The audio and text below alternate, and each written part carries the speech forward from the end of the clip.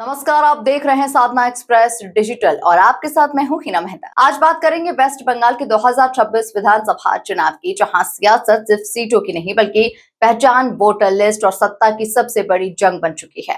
क्या voter list से नाम कटना चुनाव की दिशा बदल सकता है? क्या बंगाल में फिर लौटेगी ममता सरकार या बीजेपी करेगी सत्ता परिवर्तन? इन्हीं सवालों के बीच में 2026 का बंगाल चुनाव बेहद ही दिलचस्प और निर्णायक मोड़ पर खड़ा है। इस चुनाव में सीधा मुकाबला है तृणमूल कांग्रेस और भारतीय जनता पार्टी के बीच। एक तरफ है मुख्यमंत्री ममता बनर्जी, जो लगातार तीसरी बार सत्ता बचाने की कोशिश में है। वहीं दूसरी तरफ बीजेपी, जो परिवर्तन के नारे के साथ मैदान में है। इस चुनाव का सबसे बड़ा मुद्दा बना है एसआईआर यानी स्पेशल इंटेंसिव रिवीजन। रिपोर्ट्स के मुताबिक लाखों नहीं बल्कि करीब 90 लाख से ज्यादा नाम वोटर लिस्ट से हटा दिए गए हैं। विपक्ष का आरोप है कि इससे असली वोटर्स का हक छीना जा रहा है। वहीं बीजेपी का कहना है कि ये फर्जी वोटर्स को हटाने की एक प्रक्रिया है। यही मुद्दा अब चुनाव का गेम चेंजर बनता हुआ दिखाई दे रहा है। मुर्शिदाबाद और कोलकाता जैसे इलाकों में इस विवाद का सबसे ज्यादा असर देखने को मिल रहा है। कई जगहों पर लोगों के नाम अचानक से गायब, तो कहीं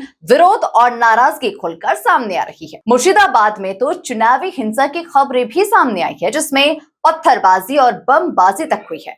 इस बार बंगाल चुनाव सिर्फ राजनीति नहीं बल्कि कई बड़े मुद्दों का संगम बन गया है। बेरोजगारी और आर्थिक संकट, कानून व्यवस्था, पहचान और बंगाली अस्मिता, घुसपैठ और नागरिकता का मुद्दा और 15 साल की सत्ता के खिलाफ एंटी इंकम्बेंसी। टीएमसी जहां अपनी वेलफेयर योजनाओं पर भरोसा जता रही, वहीं बीजेपी इन मुद्दों को लेकर सरकार को घेर रही है। दिलचस्प बात यह है कि भारी विवादों के बावजूद भी इस बार रिकॉर्ड तोड़ मतदान देखने को मिला है। करीब 92% से ज्यादा वोटिंग्स जो है वो दर्ज की गई है। यानी जनता में जबरदस्त उत्साह है और यही उत्साह तय करेगा बंगाल की अगली सरकार। राजनीतिक विश्लेषण के मुताबिक टीएमसी को ग्रामीण और महिला वोटर्स का बड़ा समर्थन, बीजेपी को शहरी और हिंदू वोट बैंक में, लेकिन एसआईआर विवाद से समीकरण पूरी तरह से बदल सकते हैं।